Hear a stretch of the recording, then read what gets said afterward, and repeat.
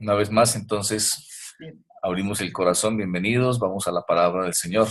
Continuamos en el libro de los Hechos. Bienvenido, Teófrey, y gracias por compartirnos. Gracias. Bueno, buenos días una vez más con todos. ¿Qué tal si nos ubicamos entonces en nuestras Biblias, en el libro de Hechos, el capítulo 2? Vamos a leer del versículo 22 al 36. Dice la palabra del Señor: Israelitas, oíd estas palabras. Jesús Nazareno, varón aprobado por Dios entre vosotros, con las maravillas, prodigios y señales que Dios hizo entre vosotros, por medio de él, como vosotros mismos sabéis. A este entregado por el determinado consejo y anticipado conocimiento de Dios, prendisteis y matasteis por manos de inicuos, crucificándolo. Y Dios lo levantó, sueltos los dolores de la muerte, por cuanto era imposible fue que fuera retenido por ella. Pues David dice de él: veía al Señor siempre delante de mí, porque está a mi diestra, no seré conmovido. Por lo cual mi corazón se alegró y se gozó mi lengua, y aún mi carne des descansará en esperanza. Porque no dejarás mi alma en el Hades, ni permitirás que tu santo vea corrupción. Me hiciste conocer los caminos de la vida, me llenarás de gozo con tu presencia. Hermanos, se os puede decir libremente del patriarca David, que murió y fue sepultado, y su sepulcro está con nosotros hasta el día de hoy. Pero siendo profeta y sabiendo que con juramento Dios le había jurado que de su descendencia, en cuanto a la carne, levantaría al Cristo para que se sentara en su trono, viéndolo antes, habló de la resurrección de Cristo, que su alma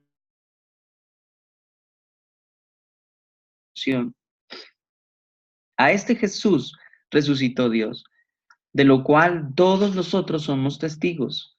Así que exaltando exaltado por la diestra de Dios, y habiendo recibido del Padre la promesa del Espíritu Santo, ha derramado esto que vosotros veis y oís. David no subió a los cielos, pero él mismo dice: dijo el Señor a mi Señor: siéntate a mi diestra, hasta que ponga a tus enemigos por estrado de tus pies.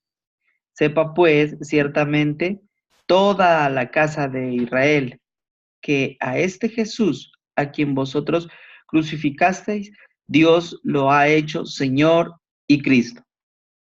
Qué tremendo sermón del apóstol Pedro. Bueno, Dios dio testimonio de Jesús con maravillas, prodigios y señales, lo entregó a la crucifixión bajo su anticipado conocimiento, pero como está anunciado por David, Dios levantará a Cristo para exaltarle. Jesús recibió del Padre el Espíritu Santo prometido y lo derramó sobre los discípulos. Al Jesús que fue crucificado por los judíos, Dios lo hizo Señor y Cristo. Bueno, yo creo que de todo esto nosotros podemos aprender algunas cosas. Y veo que toda esta porción está dividida como en 4 partes, ¿no? Contando con algunos versículos más del 37, 38. Dice, la primera parte es prácticamente el relato de las obras de Jesús, ¿no? Que podemos verlo en el versículo 22, cuando dice: Israelitas, oíd estas palabras, y empieza a predicar Pedro. Jesús Nazareno, varón aprobado por Dios entre vosotros, con las maravillas, prodigios y señales. Tengo subrayado en mi Biblia esas 3 palabras: maravillas, prodigios y señales, que son como las herramientas o son el medio por el cual el Señor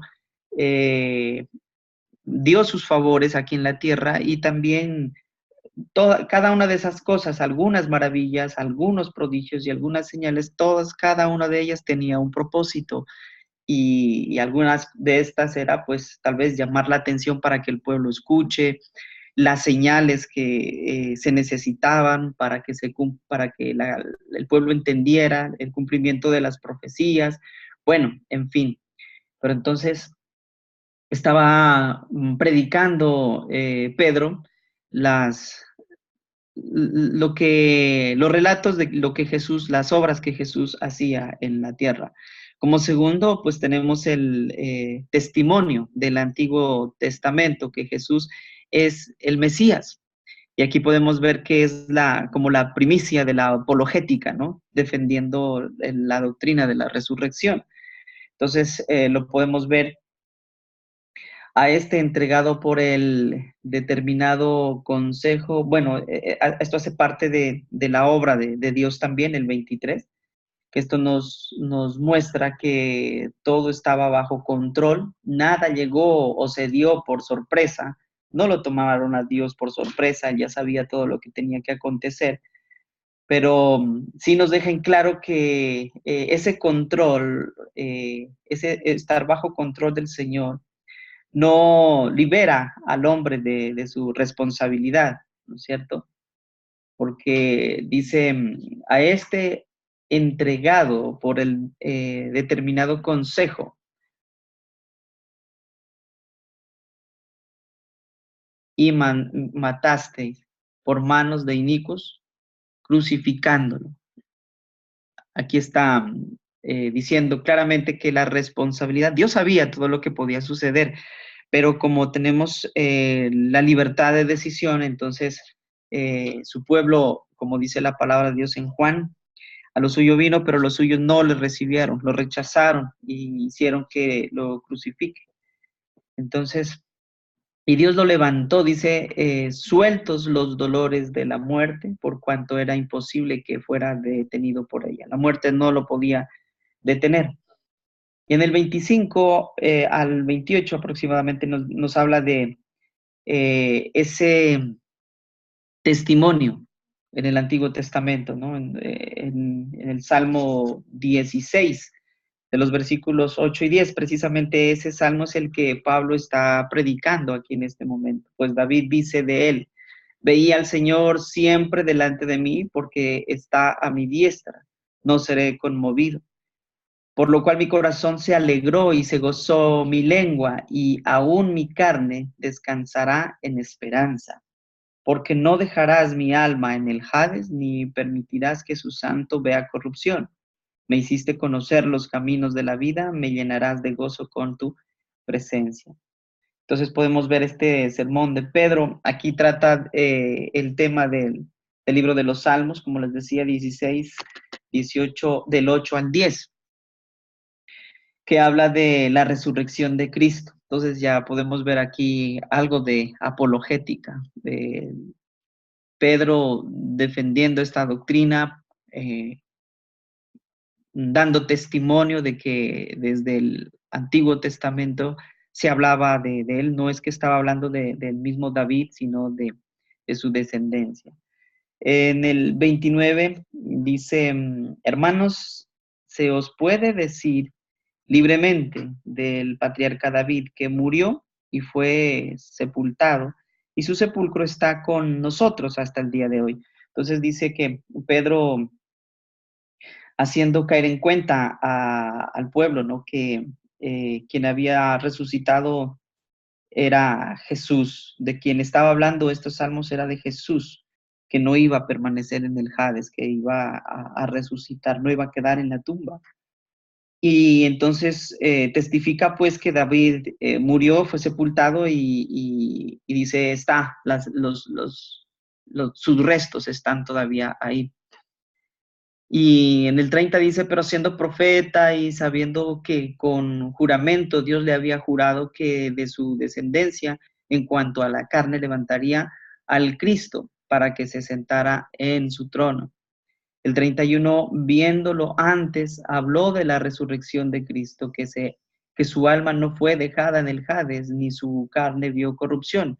Estos tres versículos del 29 al 32, precisamente está explicando ese salmo. El apóstol Pedro nos explica ahí el salmo y nos dice claramente que no se trata de David en ese salmo, sino de su descendencia, que es Jesús. Entonces recuerda a todos la resurrección y que la tumba está vacía, la de Jesús, más la de David está todavía ocupando sus restos. En el versículo 33 al 36 dice, así que exaltado por la diestra de Dios y habiendo recibido del Padre la promesa del Espíritu Santo, ha derramado esto que vosotros veis y oís. David no subió a los cielos, pero él mismo dijo el Señor a mi Señor, siéntate a mi diestra, hasta que ponga a tus enemigos por estrado de tus pies. Sepa pues ciertamente toda la casa de Israel que a este Jesús, a quien vosotros crucificasteis, Dios lo ha hecho Señor y Cristo. Y me paso un poquito más de lo que nos correspondía. Al oír esto se compungieron de corazón y dijeron a Pedro y a los otros apóstoles, hermanos, ¿qué haremos? Pedro les dijo, arrepentíos y bautícese cada uno de vosotros en el nombre de Cristo, para perdón de los pecados y recibiréis el don del Espíritu Santo. Entonces vendría a ser esta la parte de la tercera, la confirmación divina de la resurrección, de la cual nosotros todos somos testigos, sus discípulos y ya nosotros por lo que hemos creído y hemos visto y hemos oído. ¿Cierto? Lo que dice ahí. Y cuarto, hay una exhortación, una invitación al arrepentimiento y a la fe y tomar el camino de la fe, ¿cierto? Entonces, podemos ver sus enseñanzas, repito nuevamente, esos 4 puntos. El primero, el relato de las obras de Jesús. El segundo, el testimonio del Antiguo Testamento que Jesús es el Mesías, el principio de la apologética ahí. Tercero, la confirmación divina de la resurrección, cuando Pedro explica el salmo que leyó, que leyó o que lo compartió al pueblo. Y cuarto, la exhortación o la invitación al arrepentimiento.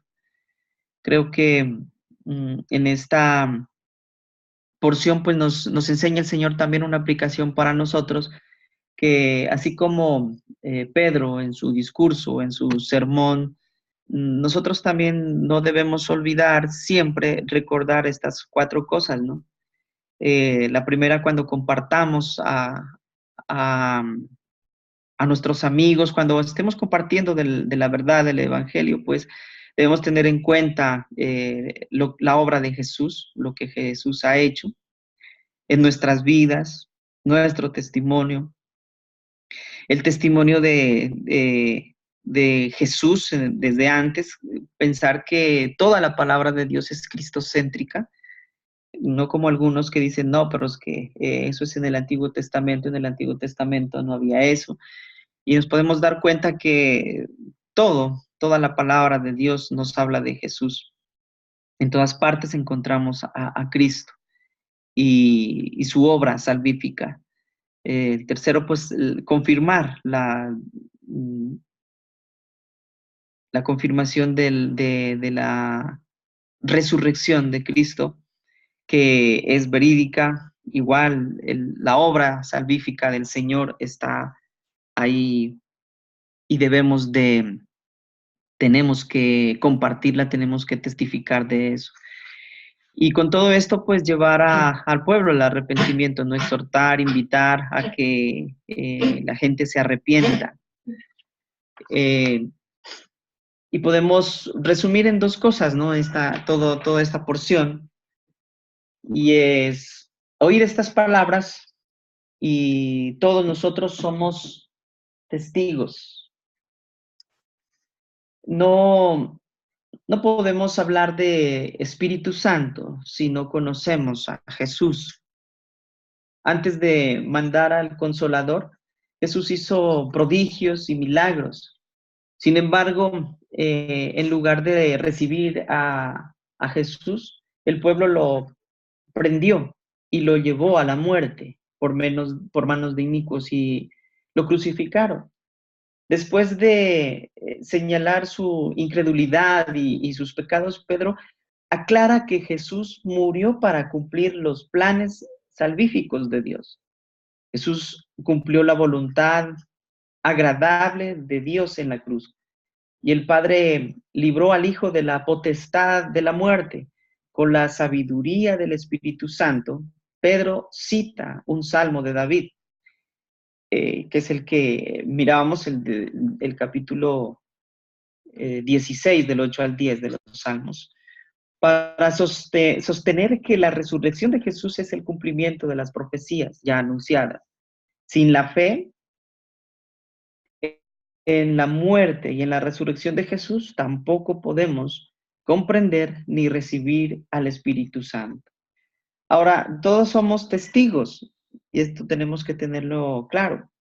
El advenimiento del Espíritu Santo es el cumplimiento de la promesa de Jesús, aquel que resucitó y ascendió a los cielos. Y Dios lo nombró el Señor y Cristo de toda la humanidad. Pedro insta a los judíos a arrepentirse de haber crucificado al que David reconocía como Señor. La resurrección es la clave dentro del cristianismo.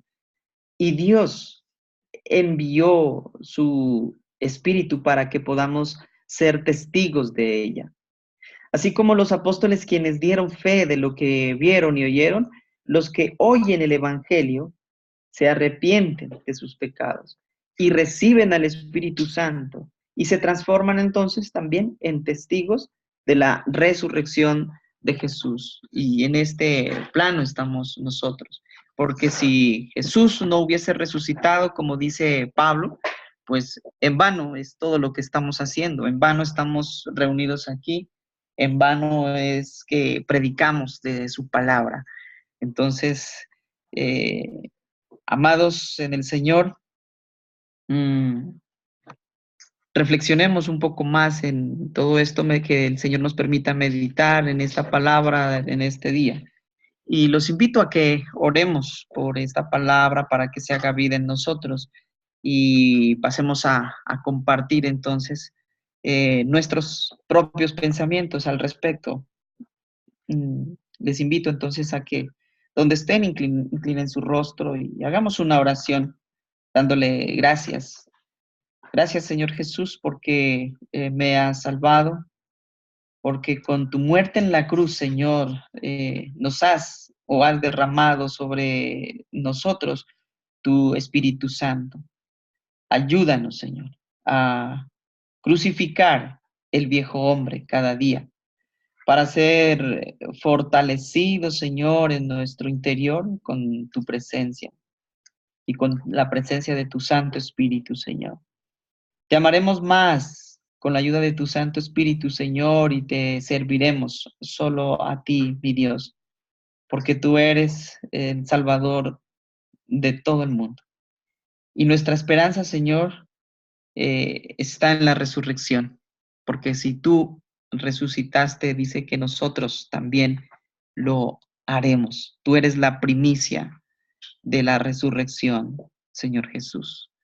Gracias, amado Dios. Gracias, amado Padre Celestial, por hacer lo que has hecho, por mostrarnos esas maravillas, esas señales y esos prodigios que desde ese tiempo hasta ahora son vigentes, Señor, en nuestras vidas. Gracias, Padre del cielo. Y seguimos en tu presencia, Señor, prestos a la manifestación de tu Santo Espíritu en nosotros, Señor. Amén y amén. Bueno, mis hermanos, si hay alguien que quiera acotar, enriquecer esta reflexión, pues estamos con los oídos prestos. Los escuchamos.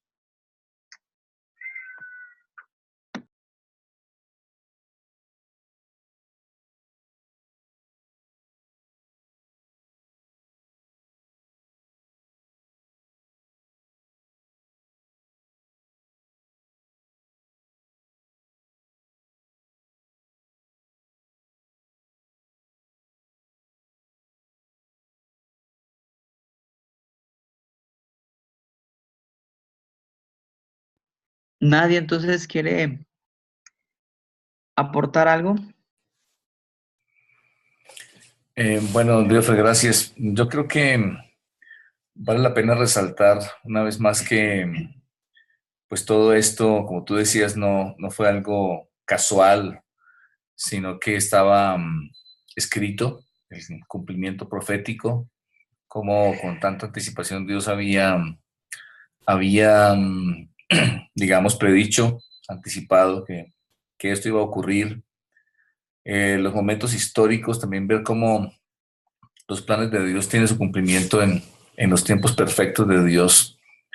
Y pues indudablemente también el resaltar la importancia de ver a Pedro y a los apóstoles asumiendo el reto, el desafío, el llamado que les dio el Señor, como hoy tenemos nosotros. Hoy nos toca a nosotros ese desafío, ese reto. Y yo lo que veo finalmente es el cumplimiento de la promesa que Él les hizo en Hechos 1:8. Recordemos que al momento de partir, ahí en Hechos 1:8, Él les dijo, pero recibiréis poder cuando haya venido sobre vosotros el Espíritu Santo, y me seréis testigos en Jerusalén, en toda Judea, en Samaria y hasta lo último de la tierra. Entonces, aquí se ve a unos discípulos, a unos apóstoles con poder, predicando la palabra del Señor. Recordemos que ese mismo poder ahora está sobre nosotros y muchas veces no fluye más porque de pronto la mayoría de creyentes no están ejerciendo más precisamente ese llamado, llevar la palabra, anunciar las buenas nuevas a un mundo perdido, a un mundo que necesita urgentemente, desesperadamente, ese mensaje de salvación, de el amor y la gracia del Señor en sus vidas. Entonces, que estemos desafiados a hacerlo, que nos levantemos igual con ese poder y llevemos las buenas nuevas hasta lo último de la tierra.